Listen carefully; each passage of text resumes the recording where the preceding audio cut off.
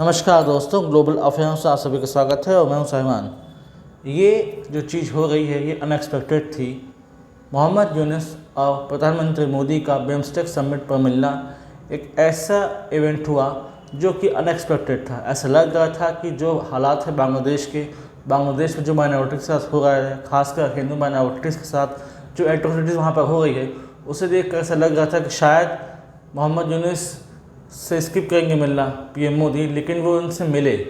हाल ही में मोहम्मद यूनुस चाइना होकर आए और वहाँ पर उन्होंने कहा कि जो 7 सिस्टर्स हैं इंडिया के, वो लैंडलॉक्ड हैं और सी के एक्सेस के लिए वो बांग्लादेश पर निर्भर है। यानी कि अगर उन्हें सी का एक्सेस चाहिए तो बांग्लादेश पर ही जाना होगा उनको, और कोई एक्सेस नहीं है। मोहम्मद यूनुस के इस बयान के बाद से बहुत ज़्यादा बैकलैश आ रहा था। नॉर्थ ईस्ट के बहुत सारे नेता नाराज़ हो गए। Hemant Sharma, chief minister of Assam, उन्होंने बात कही, और प्रद्योत देवबर्मन जो कि त्रिपुरा के की लीडर हैं, उनकी तरफ से भी क्रिटिकल बयान आया। लेकिन शायद मोहम्मद यूनुस ये भूल गए कि बे ऑफ बंगाल रीजन में इंडिया की सबसे बड़ी कोस्ट लाइन है। इवन इंडिया कनेक्ट करता है रेस्ट ऑफ एशिया को to the south east Asian nation, यानी कि इंडिया गेटवे है between Asia and the south east Asia. तो इंडिया के सिग्निफिकेंस बहुत ज़्यादा है। और इंडियन ओशन का ट्रू गार्जियन कौन है, ये आप मैप से देखकर पता कर सकते हैं, क्योंकि साफ पता चलता है कि इंडियन ओशन का ट्रू गार्जियन हमेशा से इंडिया रहा है, क्योंकि हमारी अच्छी बड़ी नेवी है और इसने अपना रिस्पॉन्सिबिलिटी हमेशा सदस्य निभाया है। दोनों नेता मिले, हालांकि बहुत ज़्यादा बातचीत नहीं हुई, लेकिन एक कॉर्डियल मीटिंग हुई ताकि ऐसा ना लगे कि दोनों नेता अलग थलग थे। ये दिखाने के लिए प्रयत्न किया गया कि बिम्स्टेक अभी भी इंटैक्ट है और बिम्स्टेक के सारे नेता एकजुट हैं। जहाँ तक बात करें बिम्स्टेक की, तो बिम्स्टेक को प्रमोट इसलिए किया गया था ताकि हम सार्क का कोई अल्टरनेटिव ला सकें। सार्क को पाकिस्तान ने लगभग इनएक्टिव कर रखा था। सार्क की मीटिंग में कोई फ्रूटफुल डिस्कशन होता नहीं था, तो सार्क एक प्रकार से मृतप्राय बना हुआ था। इसलिए सार्क को बाईपास करने के लिए ही बिम्स्टेक को प्रमोट किया गया। इसमें इंडिया है, साउथ ईस्ट एशियन नेशंस हैं, बांग्लादेश है, नेपाल है। तो कोशिश ये की गई कि क्यों ना बिम्स्टेक को प्रमोट किया जाए। और यदि ऐसा किया जाता कि दोनों नेता नहीं मिल रहे हैं और दोनों नेता अलग थलग हैं इस मीटिंग में, तो फिर सार्क की तरह ही बिम्स्टेक का हाल होता। तो इसी चीज़ से बचने का प्रयत्न किया गया और एक डिप्लोमेटिक मूव था, जिसे हर स्तर पर सही माना जाना चाहिए। ये बात सही है कि जो हो रहा है बांग्लादेश में वो कतई स्वीकार नहीं किया जा सकता। जो अत्याचार अगेंस्ट माइनॉरिटीज हो रहे हैं वो कतई स्वीकार नहीं किए जा सकते। They are largely unacceptable, unwarranted. इसलिए कोशिश ये की जानी चाहिए कि बांग्लादेश में दोबारा से पीस एंड ऑर्डर रिस्टोर हो। हमें पता है मोहम्मद यूनुस डीप स्टेट के पपेट हैं। जो ब्रिटिश एडमिनिस्ट्रेशन ने उनको वहाँ बैठाया, और जब तख्ता पलट हुआ शेख हसीना का, तो उसके बाद इस व्यक्ति का उदय हुआ और वहाँ पर वो chief adviser of Bangladesh government बनकर उभरा और वहाँ वो आज भी हैं। लेकिन बांग्लादेश में हालात अभी भी ख़राब बने हुए हैं। वहाँ पर अब करंट गवर्नमेंट के अगेंस्ट प्रोटेस्ट होते हैं और ये प्रोटेस्ट हर दिन वोकल होते जा रहे हैं। कभी ये खबर आती है कि आर्मी ने कू कर लिया, कभी ये खबर आती है कि मोहम्मद यूनुस देश छोड़ के भाग रहे हैं। यानी कुल मिला के कंप्लीट केओस है। लेकिन जरूरी था एक मीटिंग, ताकि इंडिया अपना मैसेज कन्वे कर सके स्ट्रांगली टू मोहम्मद यूनुस। मोहम्मद यूनुस को ये बताना बहुत ज़रूरी था कि इंडिया का कंसर्न क्या है और आप इंडिया की बात को हल्के में न लें। हमारे विदेश मंत्री ने साफ कहा कि सिग्निफिकेंस ऑफ इंडिया क्या है, खासकर इसके सी फ्रंटियर्स को लेकर, खासकर इसके डॉक्ट्रिन को लेकर, खासकर इसके सी गार्जियन होने के रोल को लेकर। पीएम मोदी ने बात नहीं कही, लेकिन जरूरी भी था कि कहीं ना कहीं से जवाब आना था, ताकि मोहम्मद यूनुस इस बात को समझ पाएँ।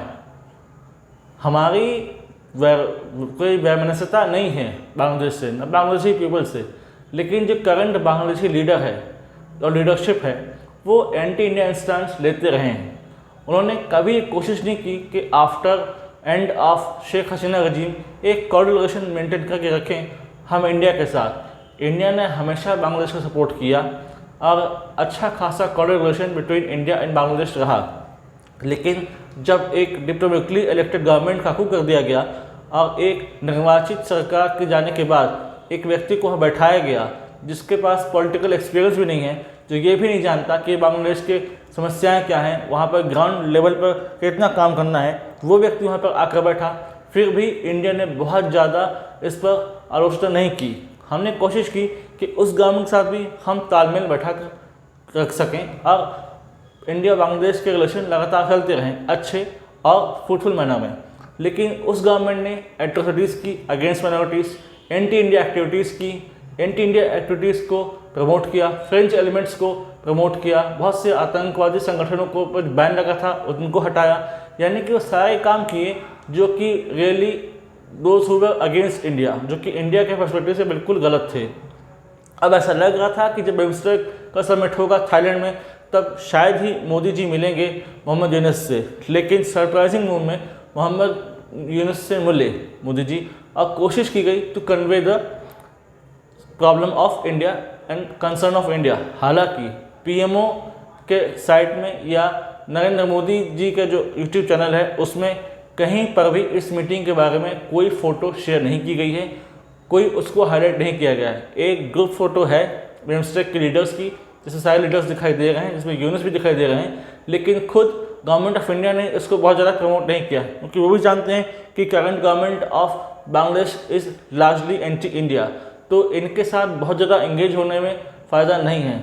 हम उम्मीद यही करना चाहेंगे कि यहाँ पर मोहम्मद यूनुस को सद्बुद्धि आए और उससे भी अच्छा हम ये चाहेंगे कि यहाँ पर एक डेमोक्रेसी का रिस्टोरेशन हो, वापस से वहाँ पर चुनाव हो, निर्वाचन सरकार आए, जनता के मत से चुनी हुई सरकार आए जो कि समझे कि इंडिया और बांग्लादेश के रिलेशन की सिग्निफिकेंस क्या है।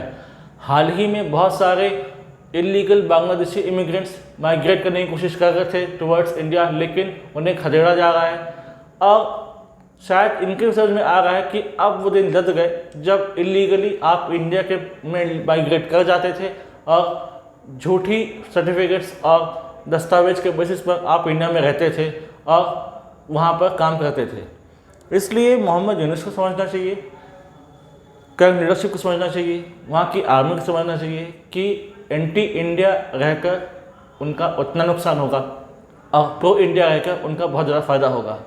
अभी उनको चाइना पसंद आ रहा है, वो चाइना को हर कुछ देने को तैयार हैं, चाइना को बेच देंगे, चाइना से इन्वेस्टमेंट लेंगे, चाइना ऑफ़र कर रहे हैं, पोर्ट ऑफ़र कर रहे हैं, लेकिन चाइना इंफ्रास्ट्रक्चर तो डेवलप करके दे देगा, लेकिन इसके बदले बांग्लादेश के वाइटल एसेट्स अपने पास रख लेगा, जिनमें रोडवेज होंगी, उसके पोर्ट्स होंगे और दूसरे इंफ्रास्ट्रक्चर जिससे चाइना अपना रेवेन्यू जनरेट कर सके। यही हाल उसने श्रीलंका में किया, यही हाल उसने पाकिस्तान में किया। बेल्ट एंड रोड इनिशिएटिव के अंतर्गत उसने बहुत से छोटे एशियन अफ्रीकन देशों में अपनी पैठ जमाई और उन्हें अपना लगभग वर्चुअल गुलाम ही बना के रखा हुआ है। तो यदि बांग्लादेश को चाहिए कि वो ऐसी स्थिति में ना आए जो हालत श्रीलंका की हुई और जो पाकिस्तान की हो रही है, तो उसको समझना चाहिए कि भारत के पास भी वो कैपेबिलिटी है जो चाइना के पास है, and India is a close neighbour of Bangladesh विस चाइना, और चाइना आएगा म्यांमार के रास्ते से और म्यांमार में है पॉलिटिकल अनस्टेबिलिटी। इसलिए इंडिया के साथ फ्रेंडली रहने में ही फ़ायदा है और प्रो इंडिया सेंटिमेंट्स को प्रमोट करना चाहिए, अगेंस्ट माइनॉरिटीज़ एक्शंस बंद करने चाहिए, एंटी इंडिया रेटोरिक्स पर रोक लगानी चाहिए और कोशिश करना चाहिए कि पीस एंड ऑर्डर मेंटेन हो, ताकि दोनों देश जो पहले कॉरिडोर रिलेशन एंजॉय करते थे वो एंजॉय करते रहें, ताकि लॉन्गर रन में दोनों देशों को फ़ायदा हो। Let's see what happen next. ये इंपॉर्टेंट अपडेट था, so I thought to make a video in this regard. Till then do like, share, subscribe the video and widely spread this video for the knowledge of people. यदि आप हमसे जुड़ना चाहते हैं तो आप इंस्टाग्राम, टेलीग्राम के थ्रू हमसे जुड़ सकते हैं। Link in given there description. Thanks for watching. जय हिंद, जय भारत।